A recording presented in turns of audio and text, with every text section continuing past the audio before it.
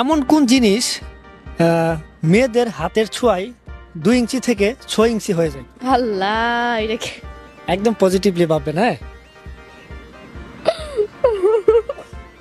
বলেন। 2 ইঞ্চি থেকে 6 ইঞ্চি হয়ে যায় 5 ইঞ্চি হয়ে যায়, যেমন রুটি। আরে কিভাবে? কারণ রুটি প্রথম 2 ইঞ্চি থাকে, মেয়েরা হাত দিয়ে বেলতে, যে বেলেন দিয়ে বেলতে বেলতে। বউ আর ফোনের মধ্যে দুটো দারুণ মিল আছে। ফোনকে চার্জ দিতে হয় সরু পিন দিয়ে, আর বউকে চার্জ দিতে হয় মোটা পিন দিয়ে। ফোনকে চার্জ না দিলে চার্জ হবে না, আর বউকে মোটা পিন দিয়ে চার্জ না দিলে বউ থাকবে না। জীবন মানে মোবাইল, মন মানে সিম, ভালোবাসা মানে মিস কল, বিয়ে মানে রিসিভ কল, বউ মানে নেটওয়ার্ক, যৌতুক মানে টক টাইম, শালি মানে বোনাস, বাচ্চা মানে রিংটোন, শ্বশুর মানে হেল্পলাইন। এটাই একটা ছেলেদের জীবন।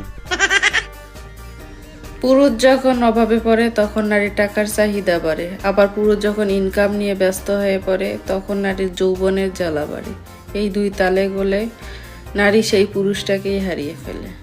বিবাহিত বোনদেরকে বলতেছি, কখনো কোনো দুষ্ট লোকের মিষ্টি কথার পাল্লায় পড়ে নিজের শ্বশুরবাড়ি থেকে স্বামীকে ছেড়ে চলে আসবেন না। অনেক পুরুষ আপনাকে হাজারো স্বপ্ন দেখাবে স্বামীর ঘরে থাকলে, কিন্তু কখনোই বিয়ে করতে আসবে না। 10 মিনিটের দায়িত্বটা সকল পুরুষে নিতে জানে, কিন্তু সারা জীবনের দায়িত্বটা স্বামী নামক মানুষটা ছাড়া কেউ নিতে আসবে না। একটা কথা মাথায় রাখবেন, নিম পাতা যদি তিতো হয় তারপরেও কিন্তু রক্ত পরিষ্কার করে, ঠিক তেমন আপনার হাজবেন্ড যত খারাপই থাকুক, সারা জীবনের সঙ্গী হিসেবে আপনার স্বামী নামক মানুষটাই আপনার পাশে থাকবে।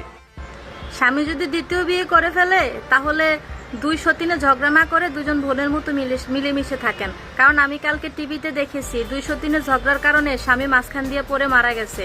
তবে একটা কথা কি জানেন, সতীনের ভাত খাওয়া এটা কষ্টের কিছু না, তবে বিধবা হওয়াটা এটা অনেক কষ্টের।